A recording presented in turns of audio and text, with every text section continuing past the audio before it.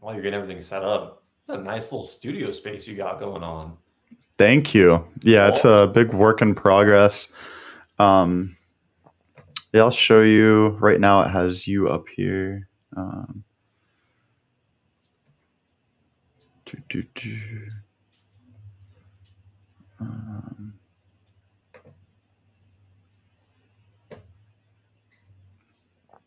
so yeah, I have the sign.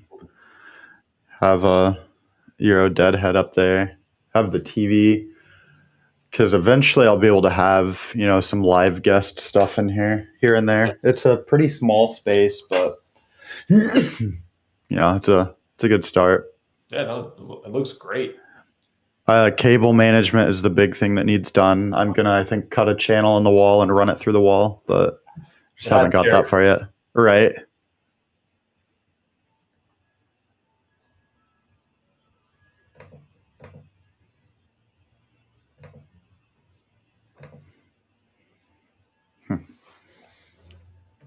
Do. Haven't really played around with the views too much.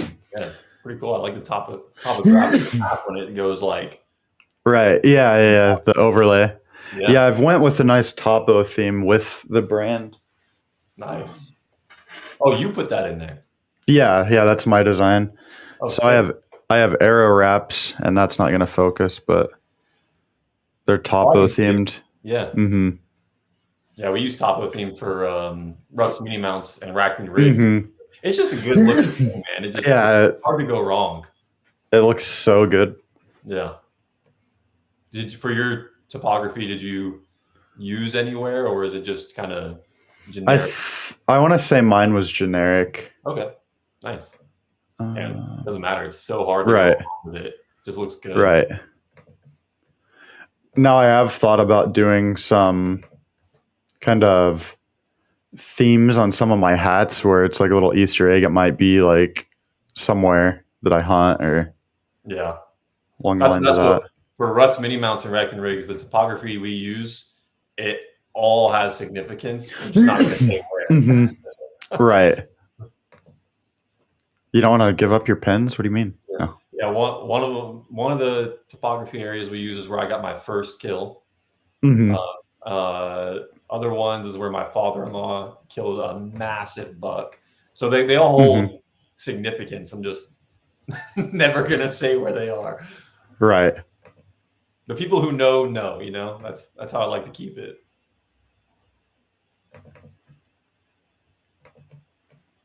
Let's see. Do, do, do.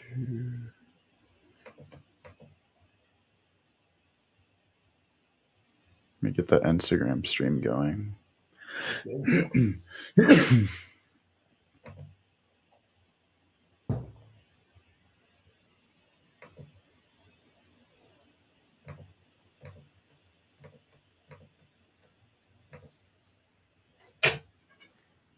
Go grab the YouTube link.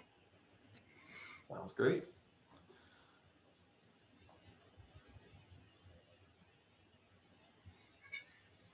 Go grab the YouTube link. Now you know your audio is good. Right. Listen to myself talk, my favorite thing. Yep. All right, throw a story up.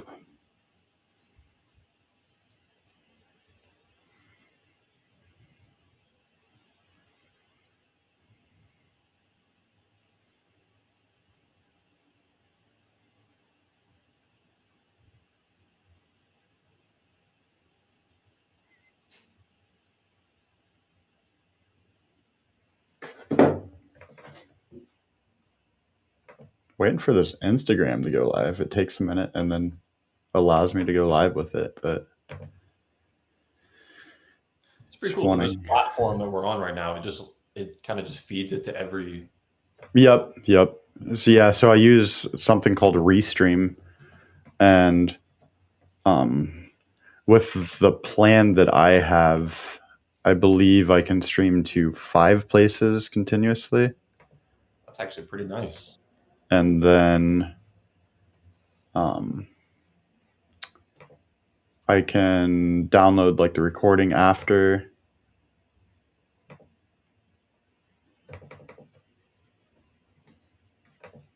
Try Instagram again. Might come back to that.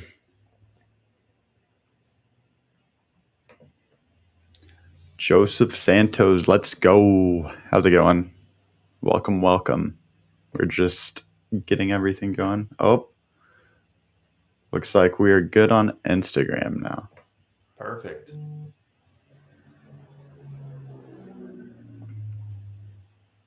Andrew, what is up?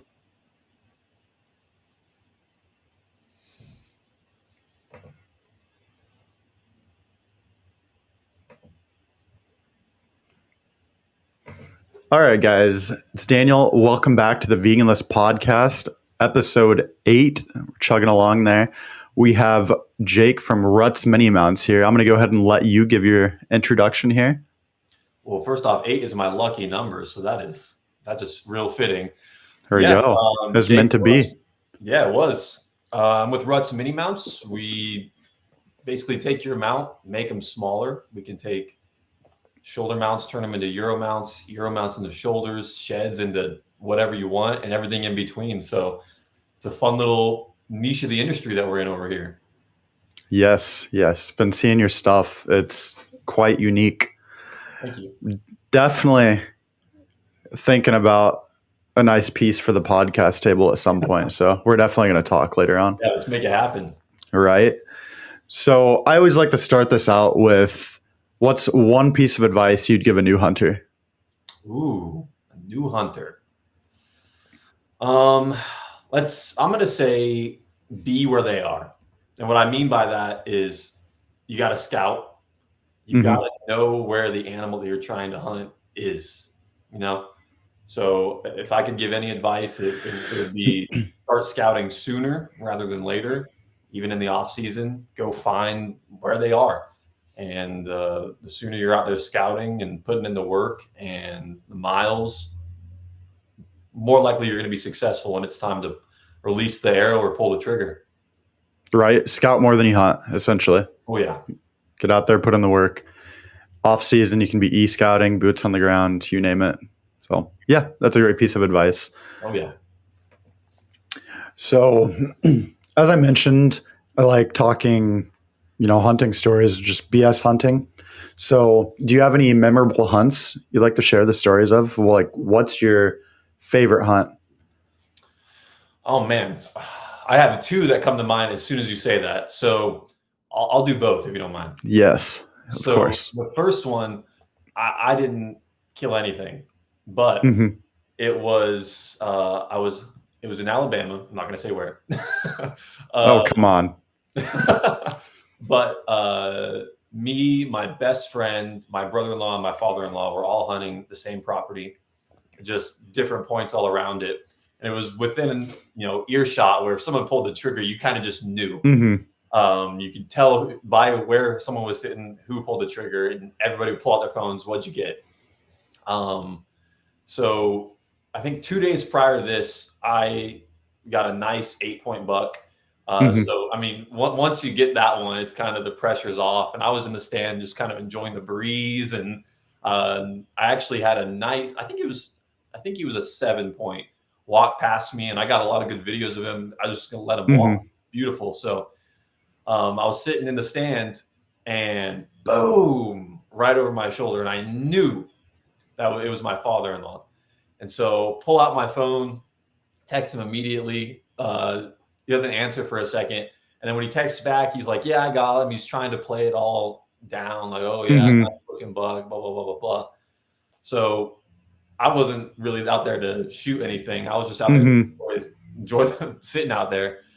So I got out of the tree and hauled butt to where he was. And when I got there, the target buck that we had all been watching was laying there in the brush. And he's sitting there trying to play it off like it is. Just play it cool. Yeah. I mean, this thing is like we're hunting whitetail, but this thing is like an elk sitting on the ground. Right. So helped him drag it out, about killed us. He was a big buck. And so that was just awesome. I mean, sitting there with him. But while all that commotion was going on, my best friend also shot a buck. But we were so caught up with dealing with that, we didn't hear his shot. So he texts us and he goes, hey, guys, that one was me. And we're all like, what? What? And he He's shot like, hey, remember me? too. Yeah. Yeah. So he shot a nice buck too. And so we didn't even know that he shot. We were loading up this. We had to go get the tractor to haul this buck to my father-in-law. I got out, and my best friend's like, don't mind me. I'm just hauling this buck by myself. Got it. So it was a great day. Yeah, that sounds like a nice day. And with you getting 1 days before too, It just like, sounds like a good season. Yeah. Yeah. So the second one. Yes. This one. Okay. So like I said, scouting. There's this one buck in this spot in South Carolina that I caught on camera, and I just became obsessed with him. I was like, I have this buck. Scouted like crazy, scouted. I was out there in the woods, stomping through his territory, trying to find wherever he was. I think I put 4 cell cams in this one little area just because I wanted to see where he was. Trying to lock in his home range. Exactly. And so I started getting pictures of him pretty frequently, and I was patterning them out. I was like, all right, this time, this day, okay, this weather, this wind, I had him locked in. And my best friend, and this is a great story. Me and my best friend, we're still super tight. I just like telling the story. I texted him. I was like, hey, man, I've got him today, or tomorrow is the day that I get him. And I was going to hunt tomorrow night. I was like, I'm getting him. All roads are leading to him. Tomorrow's the day. He replies, all right, well, I'll hunt in the morning then there. Oh, no. And I was like, you dick. Right. That sounds like some shit my friends would say.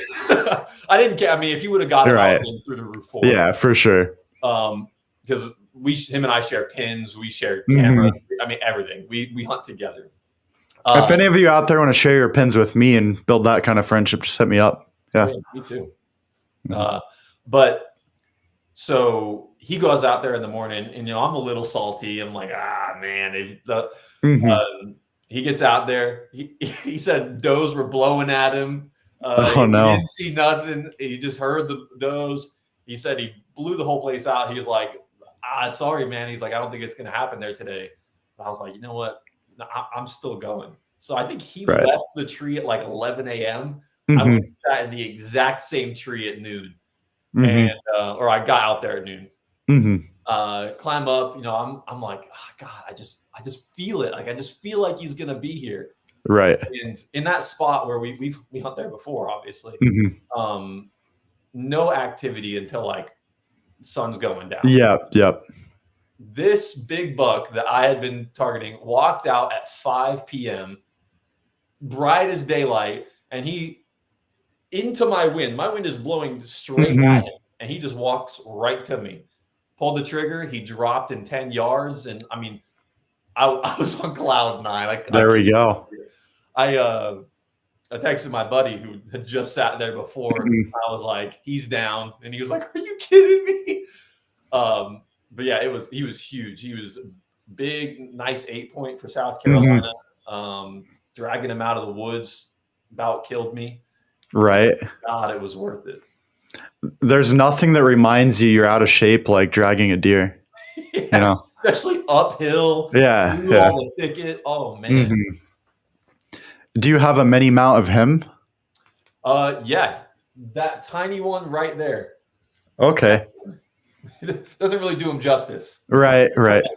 But I was gonna say, like, I feel like you're gonna have one of him. Oh yeah. Yep. Yeah, that's awesome.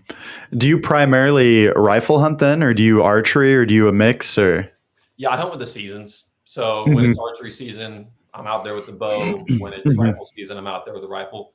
I'm a public land hunter. Yep. So, if I'm out there with a bow during rifle season, everybody good luck. else is going to get it, So I just it makes sense. Seasons are.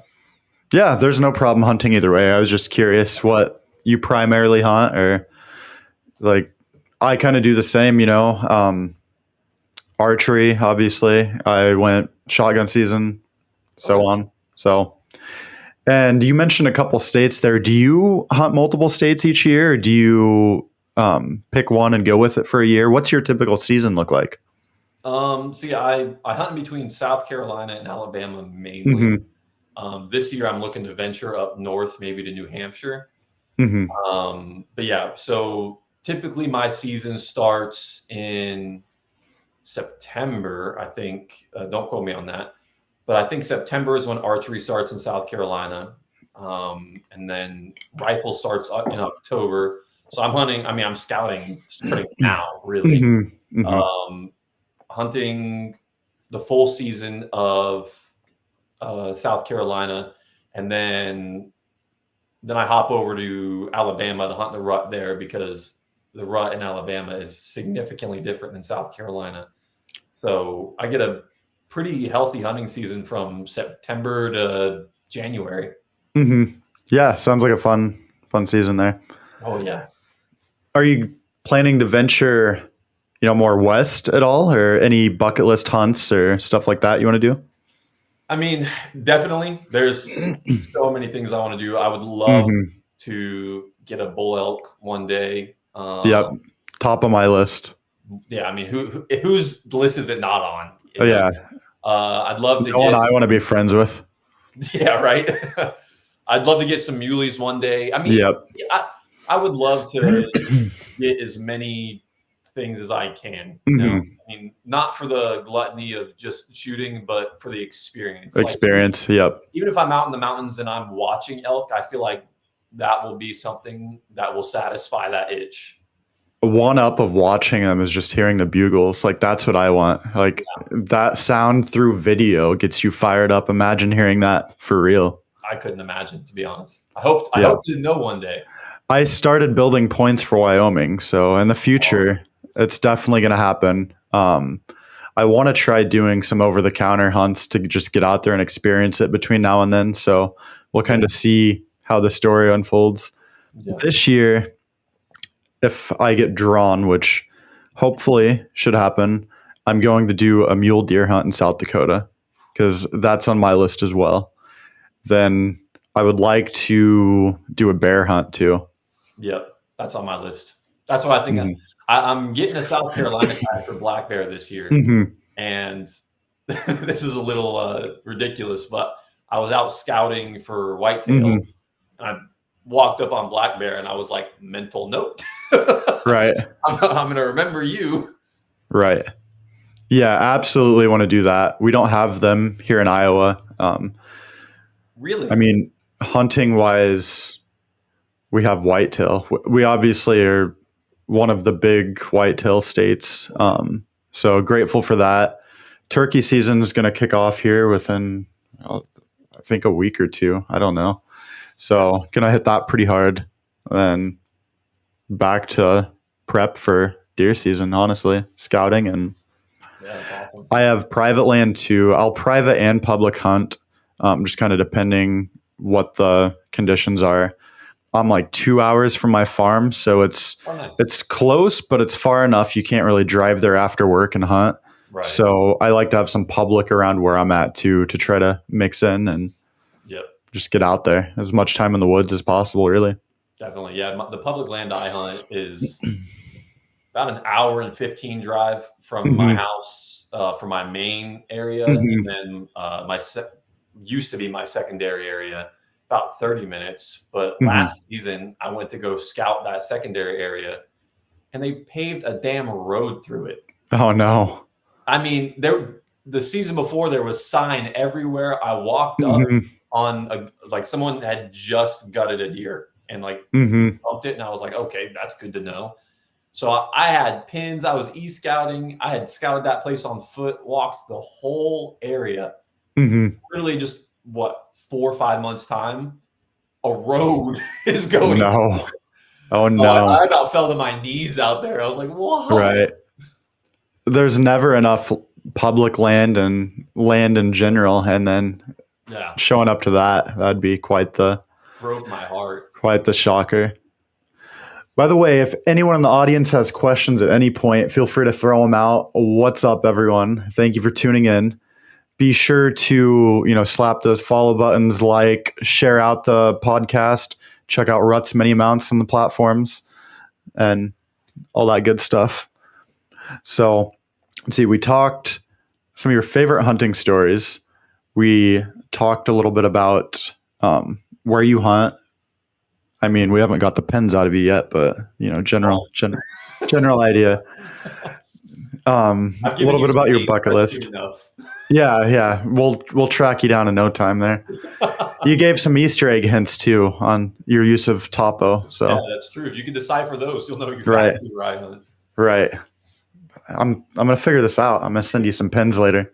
Yeah, if I get a message from you and it's my pin, I will block you. Let's do business first, then you can block me. Right? Yeah. All right. So, Joseph says, if you could hunt any non-domestic game, what would it be and why?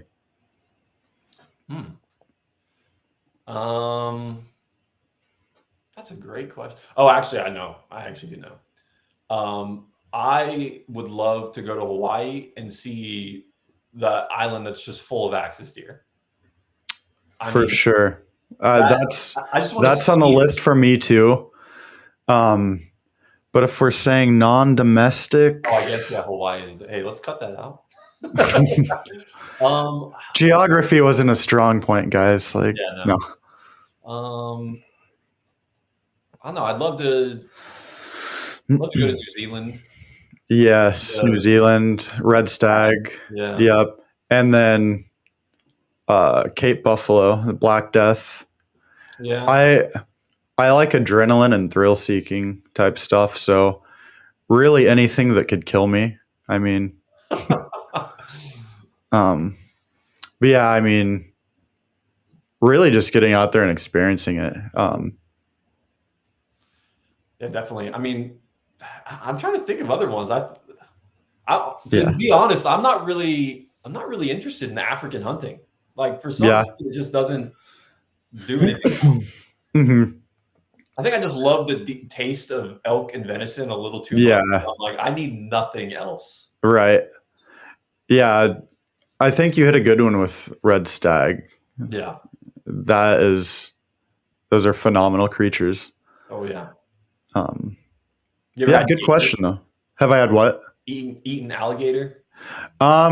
Just like at the restaurant chain, so nothing fresh. That's definitely something I want to do. Yeah. I always laugh, and I want to preface this with I'm not judging anybody. I'm glad people hunt it. But there's a local archery shop near me. Mm-hmm. In there, they just have pictures of people who go to the archery shop and their kills. And there's like a wall of guys who are posing up next to alligators with their bow and arrow. And I'm like, that's awesome. Well, that's great. And I'm from Florida originally, and the alligators are everywhere. So it's like you kill one, you're not making a dent. But they just sit there. Like they literally just sit there. So I feel like that'd be the easiest hunt in the world. Like when I was in high school, we lived next to a lake. Alligators I'd get off the bus and they'd just be sitting there.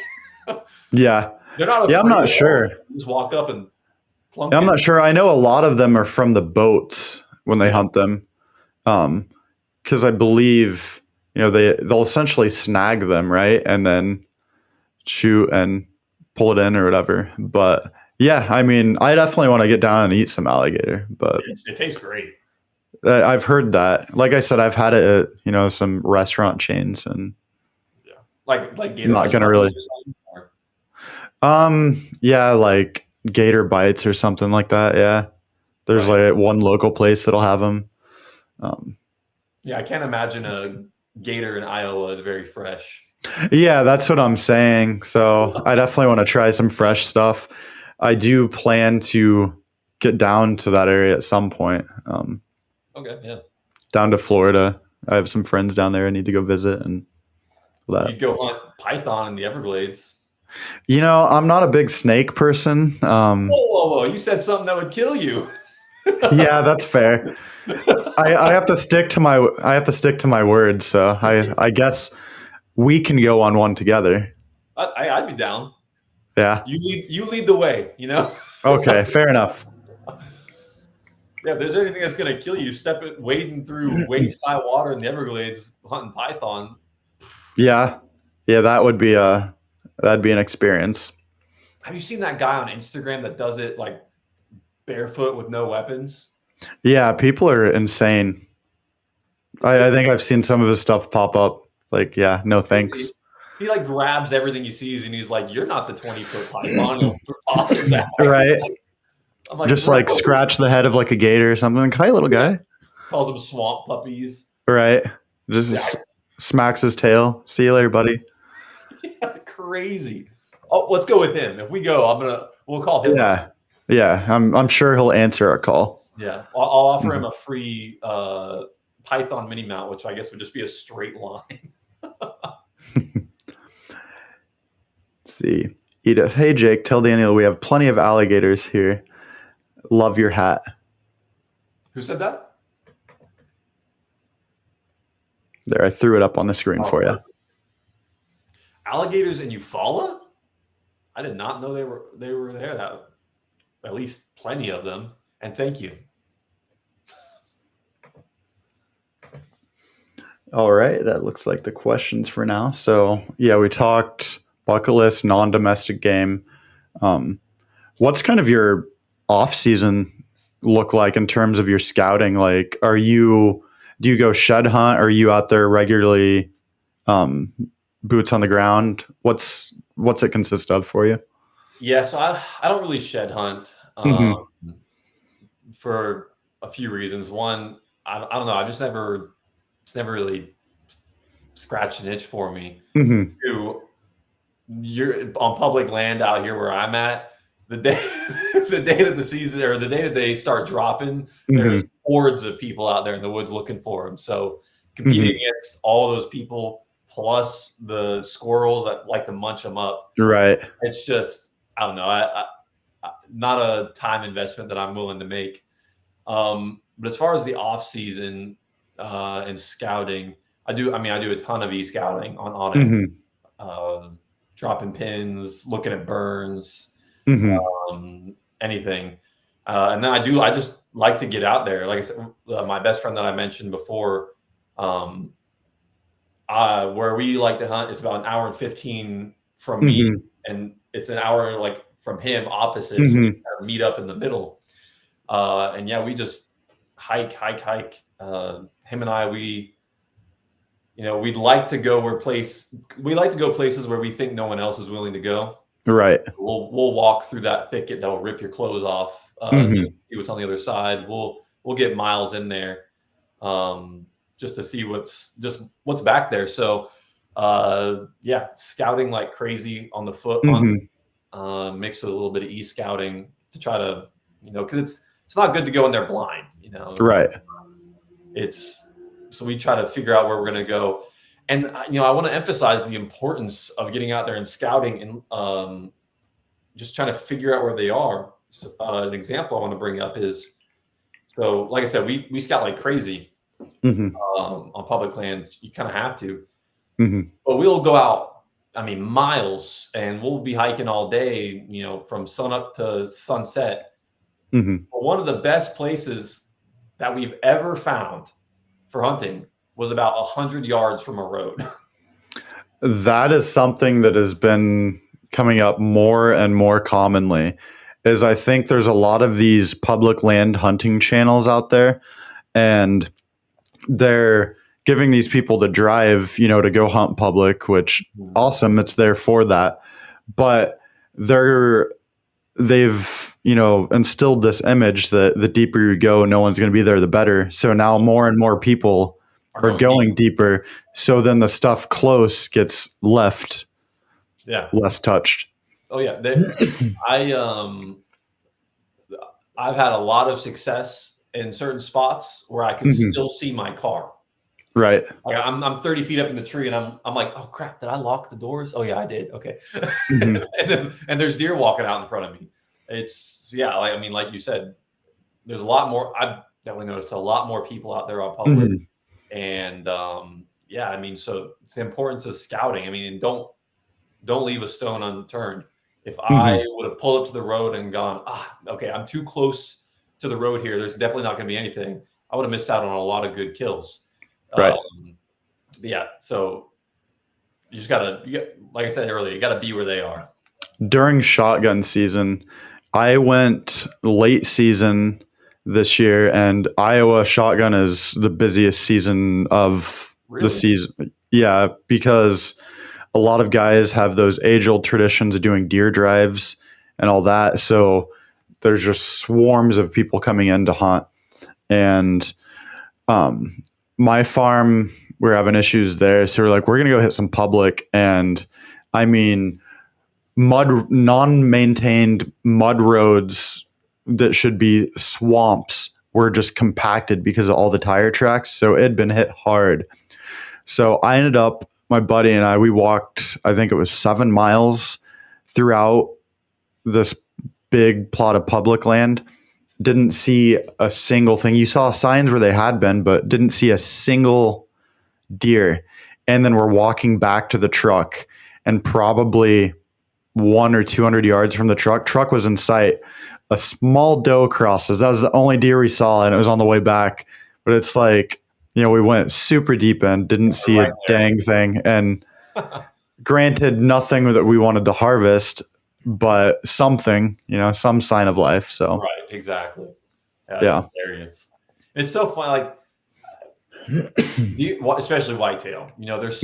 They're predictable, but they're also not. Like I think they're a lot smarter than people give them credit for. They know what's going on. Yeah, I say this quite a bit. You can pattern a deer as much as you possibly want or think you can pattern a deer, but in the end, that's an animal that has free will. It can make its own choices. Yeah. So yes, having all the data is good, but it doesn't mean that there isn't a little bit of luck to it, that it's going to follow that same pattern today and show up. Exactly. And I don't know, this is just me. I truly think they know what's going on. And I think they're a lot smarter.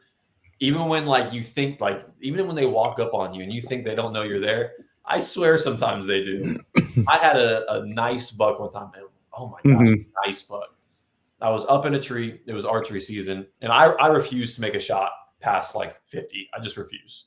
I don't trust myself enough past 50. And so many things could happen past 50. So if it's past 50, I refuse to even take the shot.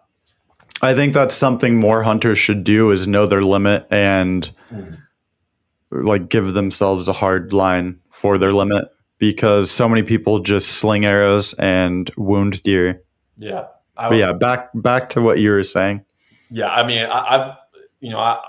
I've wounded deer before, and it keeps me up. I mean, I think about that deer every single night. So, I do my darndest to make sure that everything I do is perfect in the moment. But this buck, I swear he knew I was there. I was up in a tree. He comes out, and I'm like, oh yeah. It looks like he's beelining straight for me. So I grab my bow. I'm ready. He stops at 53 yards. So I'm like, okay, he's going to come. So he starts eating. He's gobbling up acorns. I mean, this is a vacuum cleaner for acorns. So I drop my bow a little bit, get my rangefinder out, 53. I'm like, all right. This deer made a full 360 circle around me, never once going within your range. That's hilarious. His pattern made no sense. And my buddy, I texted him. I was like, "Big buck on me," and he texted me. He's like, "Let me know when he's down." That deer sat with me for I think an hour and a half. I mean, the slowest he could be eating acorns all around me, and his pattern. I mean, he'd almost juke me out. It looked like he was about to start, and he'd nope, and then he'd start walking that circle again. And the only thing that I could think of watching his pattern, because it made no sense, was he knew I was there, and he just felt safe at this certain distance. Maybe he knew, maybe something in the cosmos told him hey, that guy's not going to shoot you unless you come within 50. So he stayed perfectly out of range. His lucky day, huh? Yeah, and there was times where he was standing perfectly still, full broadside. I could lean up against the tree and get so steady, he refused to shoot past 50. Right, and you had your limit. I'm telling you, you had your limit. Oh yeah. Let's see. We have lots of deer in our own yard here. Of course, we live across the road from the lake. I wonder how, and it's interesting, like what you just said. I always wonder how much big water structures like that play into their patterns. Oh, like 'Cause- lakes and. right. Yeah. Like, I mean, we know that they have to drink water and stuff, but Mhm, most of the time, at least in my experience, steer heading towards small creeks, streams, stuff like that. So mhm. they still feel safe. So I'm very curious how like big water structures like that. I mean, I would think they definitely like the draws because often those big water structures will have kind of creeks that come up or the draws, coves, whatever. But I mean, yeah, if they're thirsty, they're thirsty. They're gonna come up and take a drink. Definitely. Yeah, some of our biggest public hunting area in Iowa is around one of the big lakes, and there's lots and lots of deer out there. All So along the lake, or just yeah, it's like all within the coves, kind of around the lake, and just there's a lot of public land just in general right around it. It's where I do a lot of my pheasant hunting, and then some deer hunting and stuff. very nice. Do you hunt anything other than deer at this point? Um, like actively hunt, not really. Hmm. I'll shoot at hogs and coyotes. Hmm. But this actually was going to be my first season giving turkey hunting a go. Hmm. That was another thing that I just never really tickled my fancy. Hmm. But we've been so busy with Rutt's mini mounts that I mean, Hmm. the South Carolina turkey season's going on right now. Right. I just can't find time to step away. So I'm gonna have to push it back to next season, I think. Yep. I just started turkey hunting last season, Okay. and um, this season, I'm going to make it happen this season. Yeah. I decided I'm doing it archery, and nothing like getting humbled by something with a brain the size of a peanut. So But those things will spot you from a mile their away. vision is ridiculous. I had an opportunity that I could have harvested one last year, but it was a bearded hen, and I just felt wrong doing it during nesting season. So I let her walk, and I didn't make it out until like the end of late season. So they had all been hunted and pressured and all this at that point. And then I had some bad weather. One of the days it was 40-mile-per-hour wind gusts, and that kicked in. They just went silent, and learned a lot. Had an absolute blast being outside. So loved it, and here I am getting ready to do it again. Yeah, that's awesome. This year has a different outcome, though. Calling it now. All right, we'll want to see it. James, I've heard they're also killing alligators and pythons in Florida because they're killing white-tailed deer in Florida. I've heard that too. Me as well. There's that famous photo that was going around. I think like a news helicopter got it or something. It was an alligator had eaten a deer, and then a python had eaten that alligator and exploded. Have you seen that? I didn't see that. Oh, That sounds. you gotta look that up. It's crazy. I mean, it's as you could imagine it. It's like Mhm. alligators exploded with a deer inside of it, and then a python is exploded with the alligator inside of it. Jesus, that is It's like, oh my gosh! And people, they're like, comments are like, what's going on in Florida? right. Yeah, Florida can sort itself out, man. Oh yeah. But back to turkeys, I have a kind of a funny story about them. I was out; it was during whitetail season, and I get out in the woods early. Like I try to be out there as early as possible. I also kind of like just being out there in the dark and listening to the woods wake up. Yes. It's like the best feeling. I try to describe that to my wife. I'm like, you just gotta be there. I say the same damn thing basically every podcast, that there's nothing on this earth that is more like rewarding for the soul than just being in the woods listening to the world wake up. The birds start chirping, the squirrels, Oh, yeah.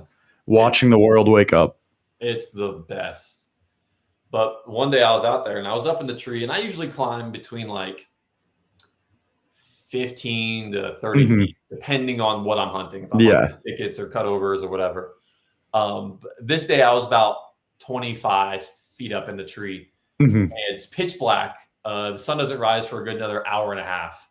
and it sounds like an Apache helicopter is like flying above me. I'm like, Mhm. I'm sitting on my tree. It's pitch black. I can't. I'm like, what the hell is going on? And it was like 4 or 5 turkeys coming to roost in the tree I was in. And so, I mean, I had an hour and a half till sunrise. And so I was like, okay, I want to be as still as possible because I want to see how close they're Right. going to be. So I sat there, I mean, dead still. I was like consciously thinking about my breathing to where I didn't make like Mhm. a loud breathing noise, nothing. So sun comes up and these turkeys are right above me. I mean, right there. And Mhm. they're, it's so funny. They're sitting there sleeping. Every now and then they wake up, look, Look around. their head back. And it was actually awesome to see. But I'm out there to whitetail hunt, Right. so I need them to leave. And so I sat perfectly still for probably 4.5 hours because I was like, Mhm. I didn't want to cause a commotion. It got to the point where, I mean, I'm sure you experienced that when you sit still and when you're hunting long enough, I mean, everything itches, everything's aching. You're Yeah. like, oh, I need to move. Mhm. And so finally, I couldn't take it anymore. So all I did, I laugh thinking about it all the time. All I did was I picked my hand up and I went, hey, just like that. I said, hey, and I Mhm. raised my hand. And they were like, "Ah!" They Right. took about, I mean, to them, I was probably an alien. They've been sleeping there for Mhm. hours and they were like, nothing's here. And it scared the crap out of them. It sounded like a rocket was taking off out of that tree. Funny enough, I kind of have the inverse of that story from last year turkey hunting. I Okay. was on my farm and I was posted up on the ground kind of behind a tree, and I'm sitting here and I had some turkeys like gobbling, back off in the distance, and I had done some calling, was kind of just waiting, seeing kind of what happened. And then I look up and there's a buck in velvet, and he just slowly just walks right up to me, literally probably got 10 feet from me. And I'm like, hey, buddy, like literally, I'm like, hey, buddy, could you, go away? I'm here. And he I'm just trying to hunt stopped, you, looked at man. me. He didn't blow. He didn't spook anything. He just like turned around and walked the other way. He's like, okay, see you, man. Like, it's like, Which what the? takes me back to my other point of they know. Yeah, he's just so relaxed. He's like, you can't shoot me. Yeah, that See ya. guy's here to shoot turkeys. I'm good. Like, no. Yeah, it was just like, okay. It That's was the most casual encounter with a deer. that had to have been awesome though. It was. I have a video of it on my phone. I'll have to go back and find it. But he literally just walked right up to me and then just casually turned around and went the other way. That's Like, awesome. see you this fall, buddy. Yeah, right. He's like, I won't be here when you're here. Steven, any plans to buy some private land? I mean, for me, that's the dream, always the dream to have more land. The economy we're in, who frickin' knows? I don't know if you've looked at land prices. That is insane. Oh yeah. I'm lucky enough that we have 80 acres in the family, but like I said, the end goal is more. I'll make it happen. We'll just see how quickly it happens. Definitely. I think the same for me. I mean, that's definitely the goal. I can kind of, how people like look at Zillow at houses that they can't afford. I look at land that I can't afford. Mm-hmm. So yeah, the dream is one day to own some land, probably put a house in the middle of it. Mm-hmm. I'd love to have some animals, cow, donkeys, some Great Pyrenees to guard them and live out live out in the sticks and never see another person again. Yeah, that's a pretty good goal if you look at today's society. Oh yeah, definitely. Yeah, man, I don't know. Like I said, I live in Iowa, and between farming, obviously, and then just outfitters buying up every little piece of land, it's hard. It's all expensive. You have absolute garbage land going for, 10, 12 grand an acre. So, Yeah, it's in South Carolina. It's crazy too. I think South Carolina was one of the most moved to states since like the beginning of um, everything that's gone on in the last few years. yeah. Um, and so I think landowners and big corpo people who just buy up land and try to sell it back to little guys. I think they see the mass migration to South Carolina, and so they're like, 30K an acre. Right. Yeah, it makes it hard, that's for sure. Oh yeah. And it's not even, it's like, I'd understand if it was like 30K an acre for the most nutrient-rich soil, and prime hardwoods, and a water source that's clean. But it's like, enjoy the property next to the dump. Yeah. It's like, all right, here's this old flooding creek bottom. Like, yeah, exactly. You not build grade. You are not allowed to put anything here. Yep. Buy enough land so nobody can build next to you for sure. That would be the absolute dream. That it. Yep. I feel like that's everybody's dream. Now we're all competing for the same land. You guys are going to need to buy some more Veganless hats, wraps, all that stuff for that to happen. And you're going to have to go buy some Rutt's mini mounts. Like, someone's got to fuel our dreams, right? No. Yeah, exactly. Shameless self plugs. Definitely. So we just launched the gold mini mount today. Did you see that? I did not see that yet. Hold on. Let me grab this for you. I'm super excited about this. So we're doing... just dropped it. Gold right now. We're going to do full body mounts eventually, but gold custom Euro mounts. Exactly. There we go. Replicas of your mounts. We can turn shoulders into Euros and everything. And solid gold. I mean, obviously it's painted gold. Yeah. But I mean, I love these things. They start at only $20. So yeah, that's awesome. To make that memory live on in stylish fashion. Right. So yeah, I think this is a good segue into, let's talk about Rutt's Mini Mounts. How did you get started? Tell me your story. Yeah, so the story of Rutt's Mini Mounts is pretty simple, to be honest. It actually goes back to that first favorite hunting story that I had. Both my father-in-law and I had very good seasons. We both got big bucks, and sent them off to the taxidermist. I think we took them to the taxidermist. Yeah, 2 days apart. And I was laying in bed one day, and I was just going like, gosh, I wish that he could enjoy my mount and have it with him, and I could enjoy his and have it with me. Because like I said, that's my favorite hunting story, is when he got his deer. So right. I'd love to have that mount some way. And I was laying in bed, and I was just thinking about that. And I had already had kind of a background in 3D modeling and all that stuff. So it hit me. I was like, oh, what if I just made replicas? Like, I feel like I could figure out how to do that. So I hopped out of bed, went to the computer, and I was like, okay, I grabbed one of my Euro mounts off the wall. I was like, okay, how can I do this? Blah, blah, blah.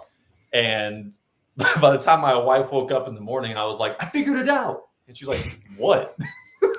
Did you sleep? Like, no. And so I was, had that idea, and I did it for a while, but didn't think that it would be a business. Never thought. For me, it was just like a fun little trinket that I was doing. Right. It's like, yeah, this is cool to do. People actually want to buy this. Yeah. And so one day I was like, you know what? I was in this hunting forum thing. And I was like, well, I'm going to post it. I'm like, I'm going to show the deer. I'm going to show the mini mount.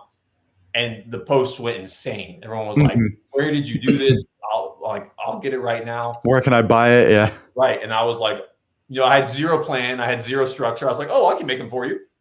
And didn't know how I would receive them. Did not do anything. Right. So I kind of just I was like, all right, Jake, you committed. You have to do this now. So I gave myself a few days to figure everything out. And it was doing really well. Then we launched the social media pages, and they're doing great. And we've been busy ever since. Yeah, it seems like your Instagram's definitely growing in size rather quickly. It's I keep up. And I have to admit that my career, my whole career has been advertising, marketing, and social entertainment. So I'm very familiar with the algorithms and landscapes and stuff. So I just kind of put my full focus on that, and it's paying off. so much support, so much support. I mean, overwhelming support. People who were, you know, out there advertising for me and supporting me and doing everything. It's been humbling and it's been so awesome to see. And I just hope that I'm able to give an ounce of the support that I've got back to the community and anything Right. they want to do, because it's just been awesome. Right. Let's see some of your stuff back there. Yeah. So you already saw the gold one. Yep. This right here is a medium euro, and this was actually turned into a euro from a shoulder mount. And so I'll just hold it up in my hand where you can kind of see the size. Nice. But super, great size, versatile. This one has a stand on it, but we can put on them to where a lot of people like hanging them for the rear view mirror. That's what I like. We also do the mini racks to hang from the rear view mirror. This is an elk that we did. This is one of our larger sizes. So, I mean, elk, so the rack is taking up most of the mass. Right. So, yeah, I mean, stuff like this. And then that's the tiny little, his name is Bandit. And you can see how small he is. But yes, I mean, we've got everything. We can do shoulder mounts, full body mounts. We can do fish, birds. We have a guy who just placed an order 2 days ago who's getting a mountain lion done. So I'm excited to do that one. One thing that I wouldn't be surprised if would do well is like people's pets, like their dogs and stuff. So we've had people request that. We've done a few of those. The biggest issue, and there's painting. Not even painting. It's getting their pet to sit still. That's true, because you do the 360 video and all that. It's a lot of the times you can, because the video is, we've made the process very easy to get. Yeah, I watched that earlier, your tutorial video. I did watch that. Yeah, so I mean, I feel like we've made it pretty easy. Yeah, it seemed pretty easy to follow along, pretty straightforward. But it has to be like pretty strict within that formula that we've said. So if we're trying to do a mini mount of your dog, and your dog is just so happy to see you and his head's following the camera, it's going to be pretty much impossible to get his head exact. So stuff like that. But yeah, I mean, people have requested some crazy stuff. Right. Ground fog. Hello. How you doing, buddy? All right. And let's see. So we talked a little bit about how you got started there, showed off some of your products. Do you have any upcoming specials, new products coming? I know you said the gold is a new one. Yep. So the gold came out today, the gold euros. We've got gold full body mounts coming out. And so I should preface that we're able to do all this already. And we do full bodies and birds and fish, but they're all custom orders. Yes. You're standardizing it into individual. Yep. Right. So so now pretty soon going forward on the website, you'll be able to just go on the website and purchase your bird mount and purchase your fish mount instead of having to message me to get a custom order link. So we got some cool stuff coming out, ramping up production. I mean, the thing is, every single one of these is hand painted. And so what I like to tell people is, the mini mount you get is one of one. Even if you get multiple in one order, they're all going to be slightly different from one another because and so they're one of one, just like the animal that they represent. And no one's ever going to have your hunting story. No one's ever going to have your buck. Every single unique, just like these. Yeah, that's awesome. Yeah, I love doing it, man. Right. Yeah, it's such a unique product, I think, in the niche. And it's been cool kind of seeing, it's always been traditional taxidermy. And it's been cool seeing these new kind of ideas brought to the space. Like I'm sure you've seen the digital taxidermy where they're recreating like paintings essentially, or digital paintings of your animal in different habitats. So yeah, awesome. What is that? It's called, I don't remember the name of the company that does it, but it's digital taxidermy. So they'll literally make like essentially a digital painting of, say, your deer in whatever mock environment. It's Okay. pretty neat. So they'll do canvases of your deer. That's awesome. I gotta look that up. And I know a new one that came out yesterday. I think their company launched yesterday. It's called Buck Prince. I don't know if you saw that. I So did not see that. it's basically, I hope I don't butcher the explanation of their business, but it's basically they're taking like your grip and grins photos from your deer, and they're like kind of cutting that out and making it stickers for you, to where you have your grip and grins and you can stick them wherever you want. Like I don't know if it's magnets or stickers or what, but it's pretty sick. I placed an order last night. Interesting. Yeah, so I mean, like you said, it's cool to see.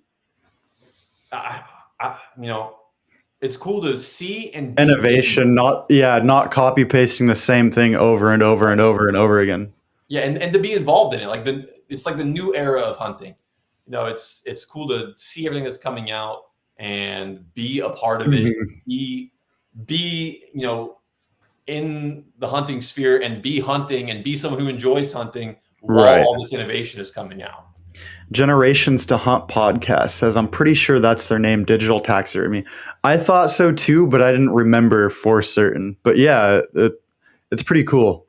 Yeah, I'll definitely check that out. That sounds awesome. Yeah.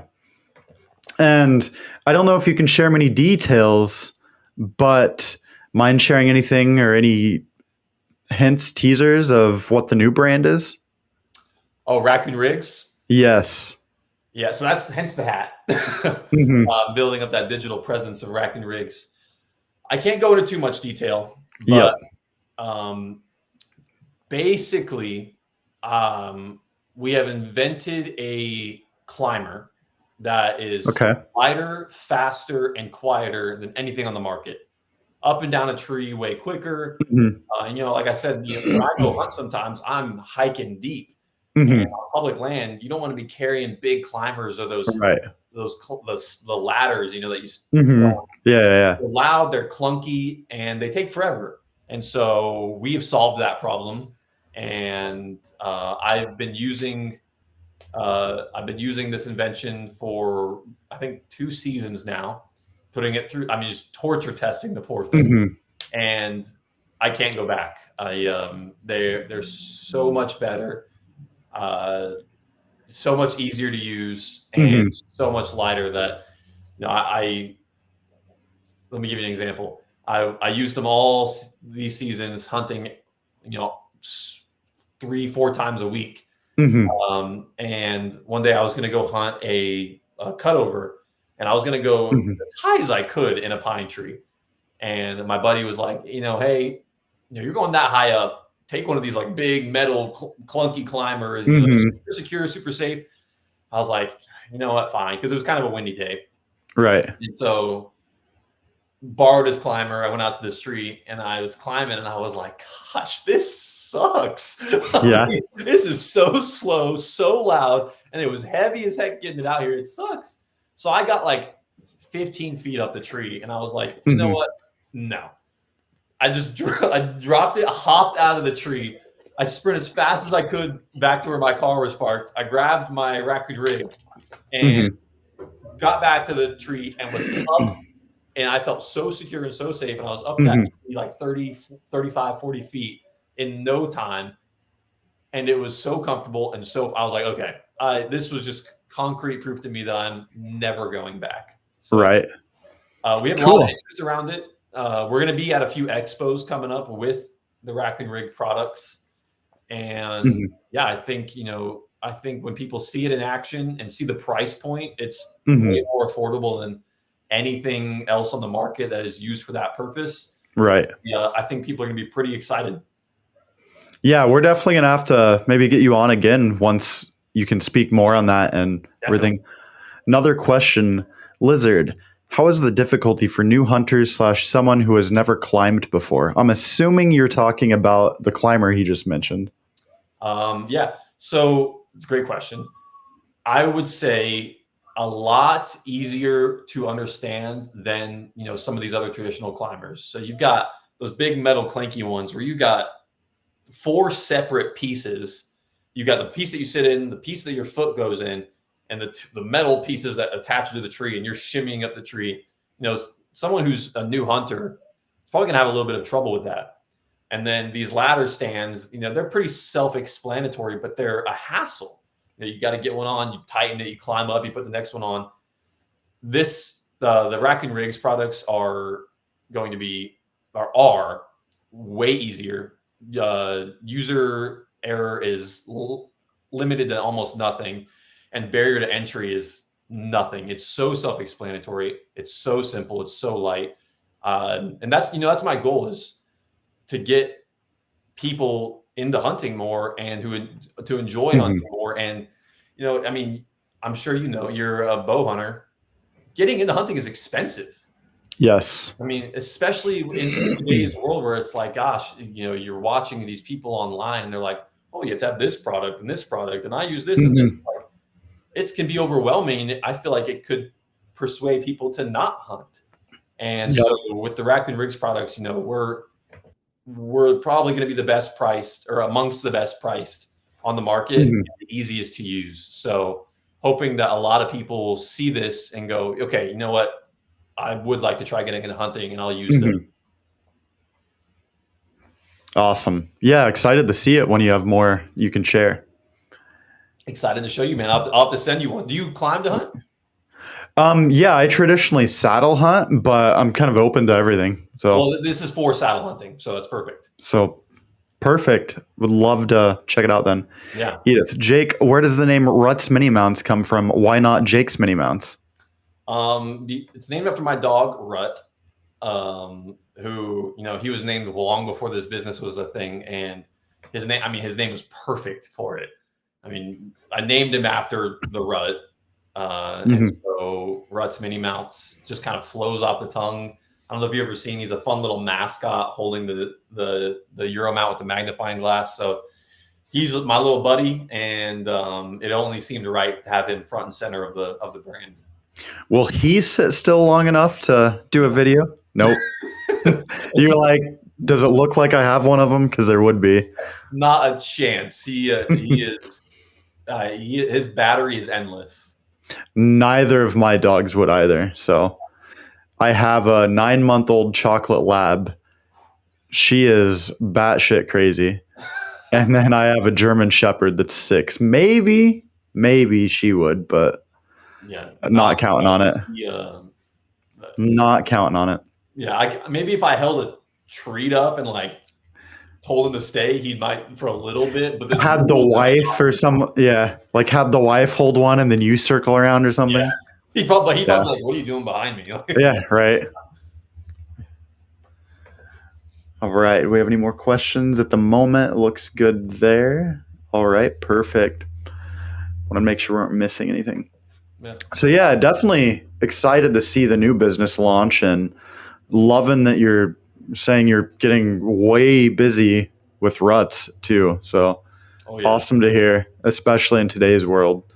So I appreciate that. And it's nice to be like kind of what we're doing with Rack and Rigs. Barrier to entry monetary wise is going to be a lot easier to handle and digest than some of the bigger competitors and the big brands. In today's world, I think it's my personal opinion. I think it's more important than ever to get into hunting now.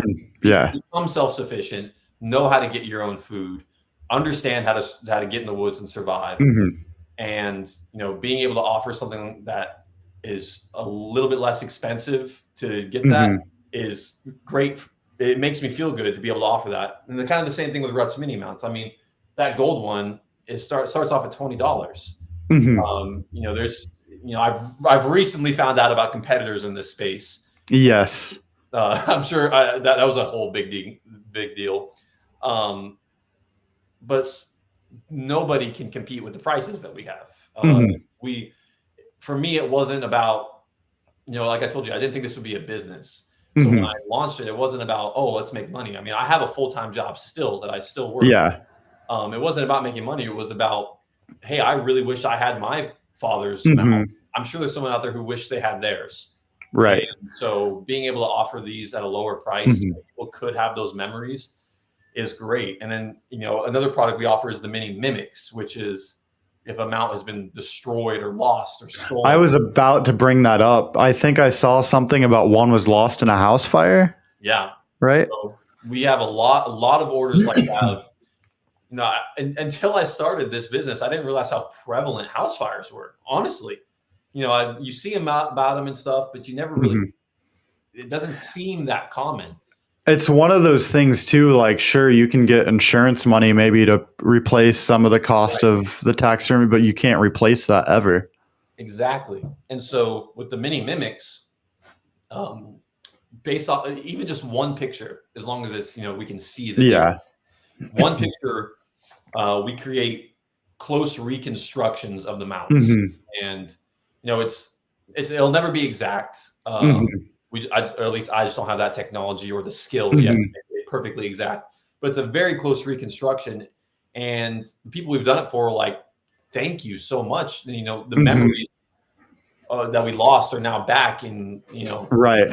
As it's close as we can get, yeah, and it makes me so happy. I mean, this guy right here, if I lost him, I'd be destroyed. And so Hmm. being able to kind of bring those memories back to people is just so fulfilling. Right. Yeah. Definitely awesome there. And how long did you say you've been actually had this launched, like in business? So as a business, Hmm. I believe since, don't quote me on this, but I think October of last year. So it's very new. Right. I've been doing it for longer than that, but as a Hmm. business since then. And then we focused mainly on like these hunting forums because again, I Hmm. didn't think it would be like this. Right. And so I think we made the Instagram in I want to say this late December or early Hmm. January of this year. And yeah, like I said, the support has just been overwhelming. Hmm. Right. Yeah, I saw you guys had obviously followed, and I was checking the stuff out, and it's pretty pretty unique. I So appreciate that. Yeah, I can't. I'm I a think I fan. got fed one of your reels, and it made me like audibly laugh out loud, and I was like, I gotta follow this guy. Yeah, yeah, I definitely will throw out a bunch of just pure comedy, like reels and dumb moments and stuff. But Yeah, well, you got we, me. yeah, we self film, and now we have a intern to film for me too and help offset some of that. Oh, But film all my hunts and have the YouTube channel, and then now the podcast. As I mentioned, we're episode 8 now, so that's chugging along. And we have apparel, some merchandise. Actually, I haven't thrown them on the website yet. They'll be on maybe after this, but we have now podcast oh, stickers. nice. Heck yeah. So stay tuned for those if anyone wants to support the podcast.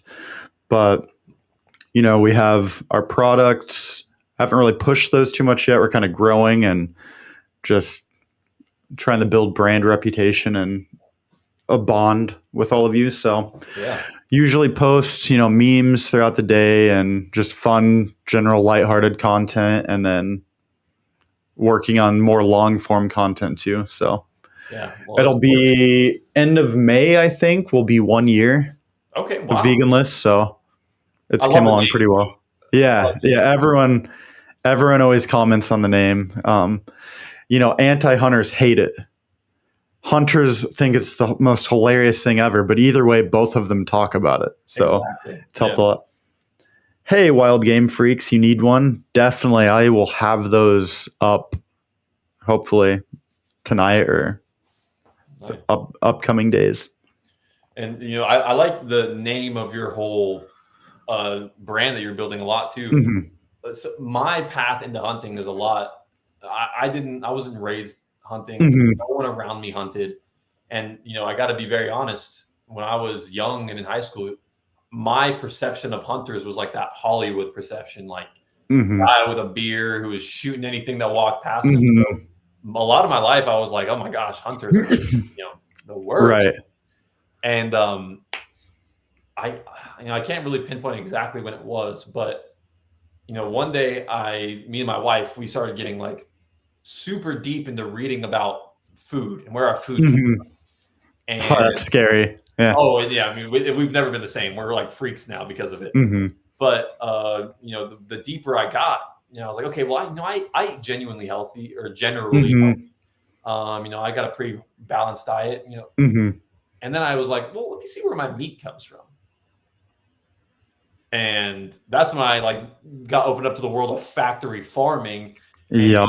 And I'm not vegan at all, but I will stand Mm-hmm. with them against factory farming. It's terrible.